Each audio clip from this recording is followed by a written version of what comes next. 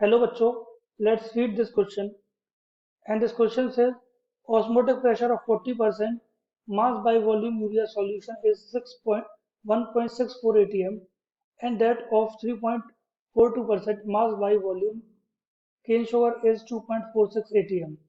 When equal volumes of above two solutions are mixed, the osmotic pressure of the resulting solution is option A 1.64 atm, option B 2.46 atm, option C 4.10 atm and option D 2.05 atm। तो इस question को solve करने से पहले जान लेते हैं कि ये क्वेश्चन किस की कॉन्सेप्ट पर बेस्ड होता है। तो इसका की कॉन्सेप्ट होता है ऑस्मोटिक प्रेशर और ऑस्मोटिक प्रेशर को रिप्रेजेंट किया जाता है सिंबल पाई से। तो चलिए शुरू करते हैं। देखिए इसका एक एक्सप्रेशन होता है osmotic pressure is equal to N upon V R T. Pi osmotic pressure होता है N number of moles, V volume of solution, R gas constant, N T temperature. अब यहाँ पर क्या है कि टेम्परेचर और नंबर ऑफ मोल्स में कोई चेंज नहीं हो रहा है, तो एन आर टी कॉन्स्टेंट है। मीन्स पाई जो है वो इनवर्सली प्रोपोर्शनल है वी के, और कह सकते हैं कि पाई भी जो है वो है कॉन्स्टेंट। अब मान लीजिए यहाँ पर दो सॉल्यूशन है, एक यूरिया का है और दूसरा है केन शुगर का।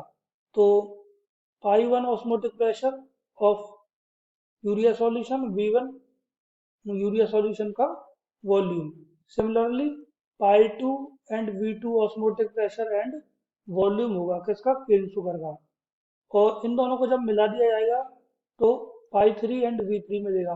पाई थ्री V3 क्या है, osmotic pressure and volume of resulting solution. अब क्वेश्चन में दिया हुआ है कि अगर वॉल्यूम V1 मतलब वॉल्यूम ऑफ यूरिया जो है वो वॉल्यूम ऑफ केन शुगर के इक्वल हो जाए, तो इन दोनों को अगर V मान लें तो क्या होगा। देखिए पाई वन V1, तो इक्वेशन कुछ इस तरीके से होगी, V1 भी और V2 भी दोनों V के बराबर हैं, तो pi V plus pi V2 is equal to, इसको पाई V लिखा जाएगा, तो pi V plus pi two V, pi one V plus pi two V is equal to pi three we.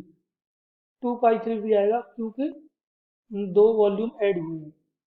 तो अब यहाँ पर टू पाई थ्री वी, अब value put करते हैं।